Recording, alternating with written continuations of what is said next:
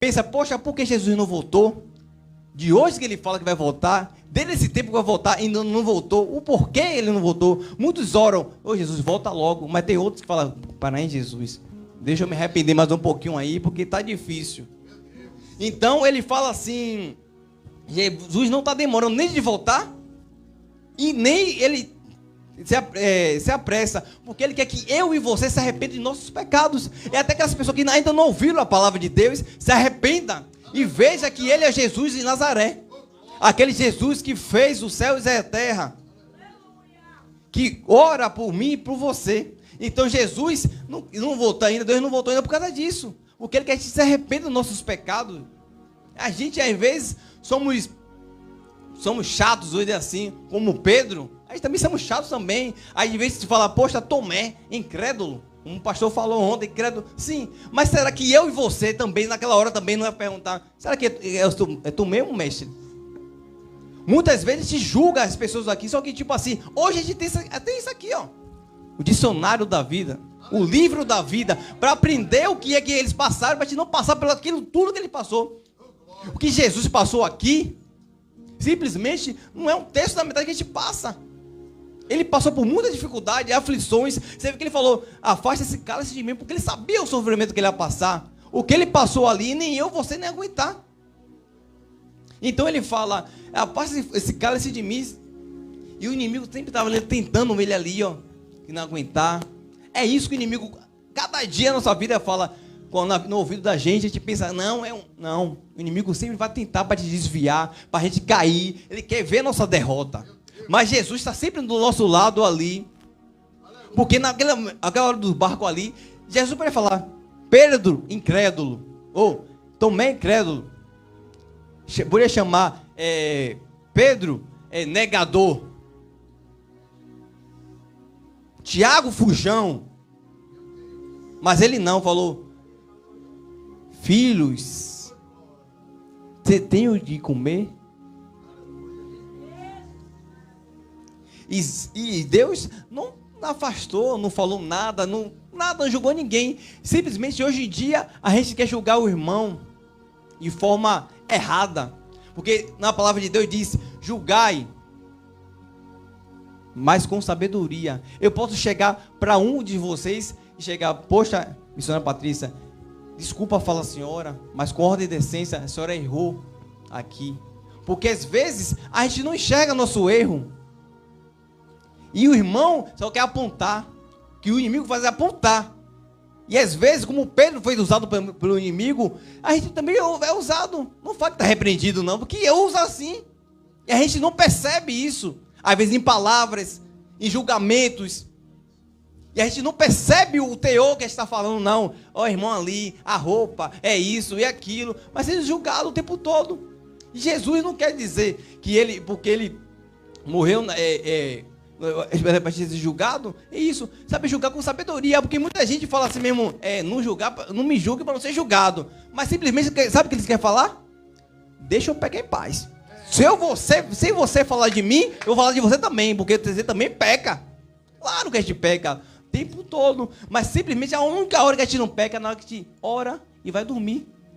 E quando acorda, peca de novo. E simplesmente a oração, como fala, a meditação tem que ser o tempo todo, meditar na palavra, vigiar, orar, como Jesus falou para os discípulos, vigiar e orar, para não ser tentado.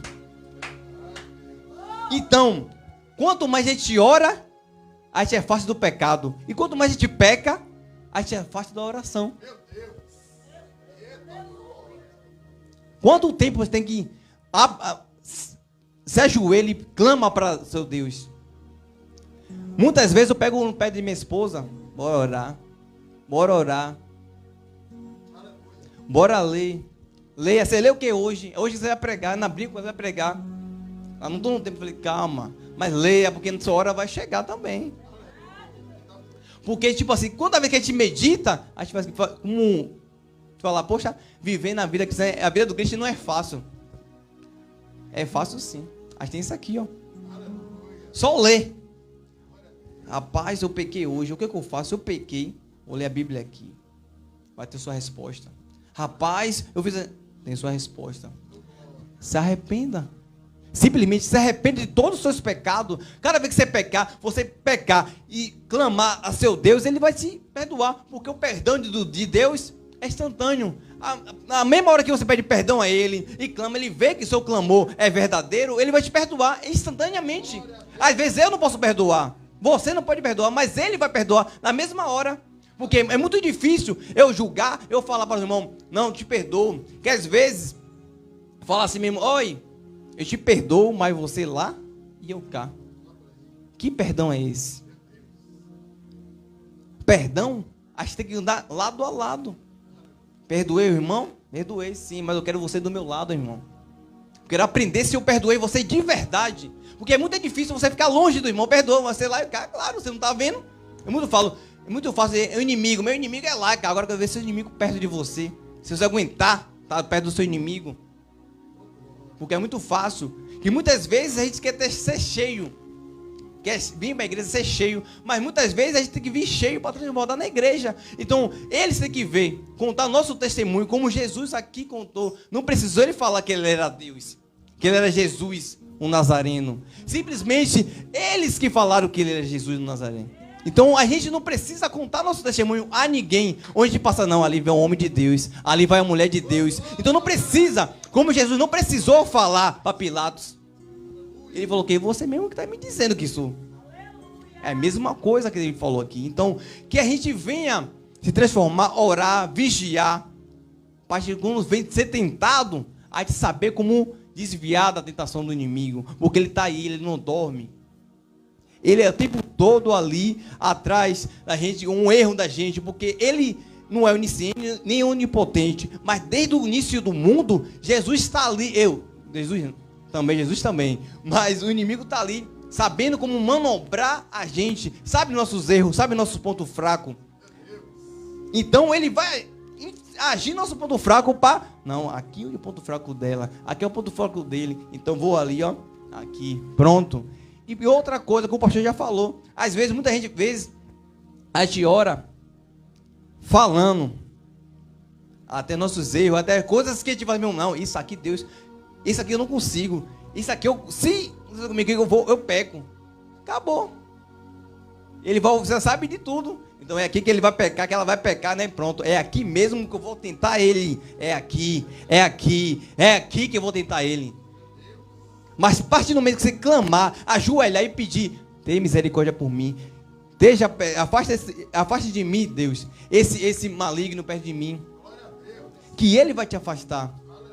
Então, que a gente venha, meus irmãos, a contar, não deixar a gente contar nosso testemunho, deixa que eles contem nosso testemunho, como? Fazendo a obra de Deus, com sabedoria, com glamour, com vigor. Porque ele está olhando, mesmo que ninguém olhe.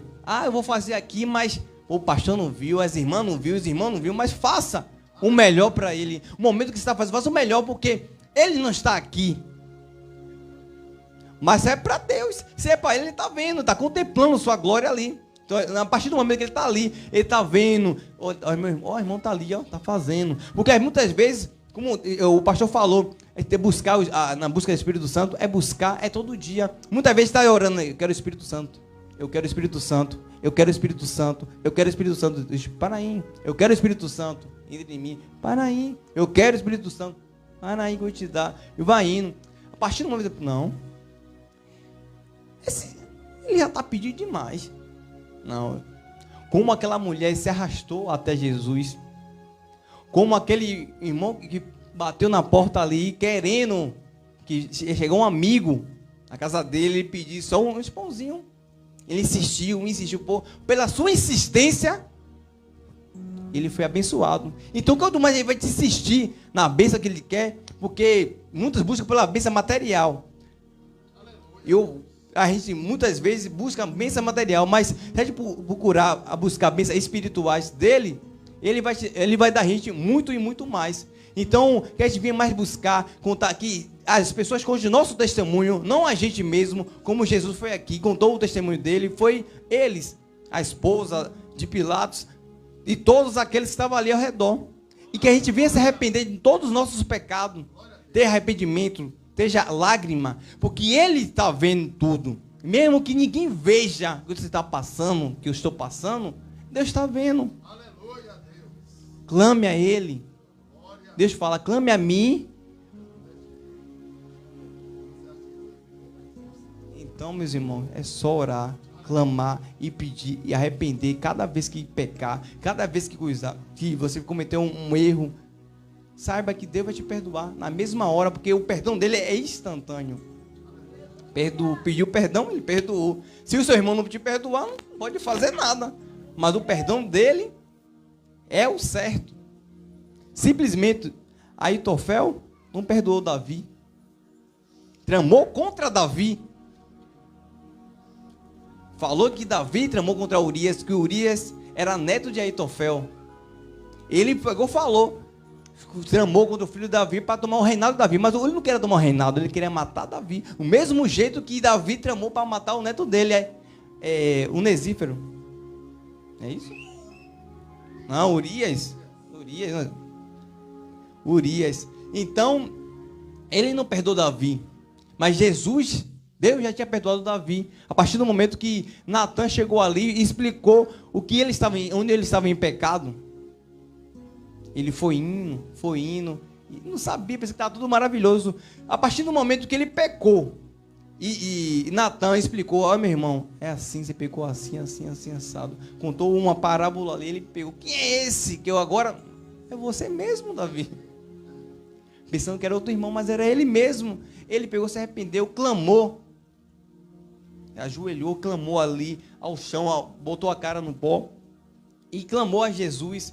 E Jesus perdoa ele.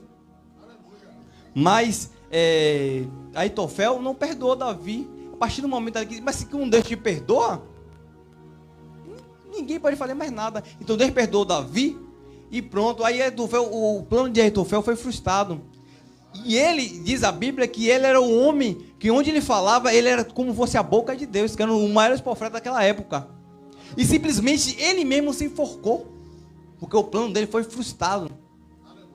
Porque Deus perdoou Davi e ele não perdoou. E ele, como sendo um homem de Deus, você vê que o grau de coisa que ele tinha e não perdoou. E simplesmente aconteceu com ele o quê? Se enforcou, o plano dele foi frustrado. E o inimigo entrou ali ele não orou, não vigiou, não pediu perdão a Deus. Pelo menos depois que ele ter feito armado tudo contra Davi. Então, meus irmãos, eu venho agradecer aqui e dizer que deixe que seus vizinhos, seus colegas de escolas, de trabalho, conte o seu próprio testemunho, como Pilatos testemunhou aqui a Deus, a Jesus. Então que eu e você vamos orar mais, clamar mais, se arrepender mais, porque Deus, a volta de Jesus Cristo, nem demora nem tarda, está próxima. Então se você se arrepender de verdade, Ele vai perdoar nosso pecado. E assim, agradeço minha rica oportunidade. Amém, irmãos?